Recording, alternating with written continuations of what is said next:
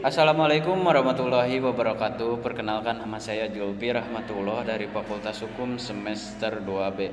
Di sini saya akan mereview materi hukum pidana pertemuan ke-15 dengan dosen pengampu Ibu Profesor Dr. Hajah Heni Nuraini SHMH dan asistennya Bapak Dr. Emrendi Aridayandi SHMH.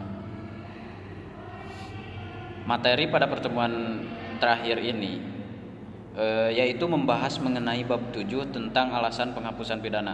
Alasan penghapusan pidana yaitu alasan yang memungkinkan seseorang yang melakukan perbuatan yang memenuhi rumusan delik tindak pidana tetapi tidak dapat dipidana.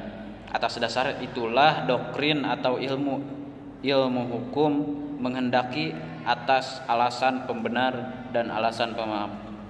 Yang pertama, alasan pembenar. Alasan pembenar yaitu alasan yang meniadakan sifat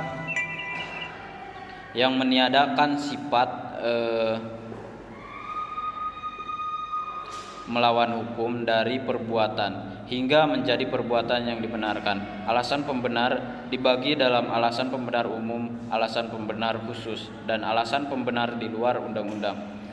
Alasan pemaaf yaitu alasan yang meniadakan kesalahan pelaku tindak pidana sehingga pelaku yang melakukan perbuatan yang bersifat melawan hukum tidak dipidana karena tidak ada kesalahan. Alasan pemaaf terdiri dari alasan pemaaf umum, alasan pemaaf khusus, dan alasan pemaaf di luar undang-undang.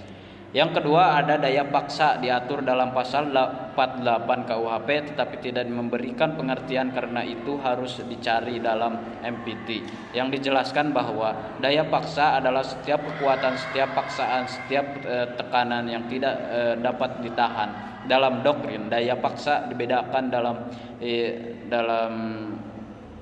dua. Yang pertama ada daya paksa absolut, yaitu daya paksa yang sama sekali tidak dapat ditahan baik secara fisik maupun psikis. Yang kedua ada daya paksa relatif, yaitu daya paksa yang masih dapat ditahan dengan perbuatan lain tetapi yang bersangkutan tidak melakukan perlawanan sehingga tidak perlu dilawan. Ada tiga. Yang ketiga ada bela paksa. Bela paksa dalam pasal 49 ayat 1 KUHP yang disebut alasan penghapus peniadaan pidana. Syarat-syaratnya, yang pertama, perbuatan harus terpaksa dilakukan untuk membela yang sangat perlu karena tidak ada jalan lain.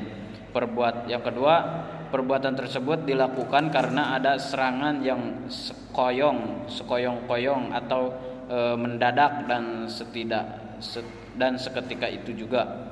Yang ketiga, pembelaan itu hanya dapat dilakukan untuk kepentingan hukum yang ditentukan secara limitatif, yaitu diri sendiri atau orang lain, kehormatan atau kesusilaan sendiri atau orang lain, dan harta benda sendiri atau orang lain.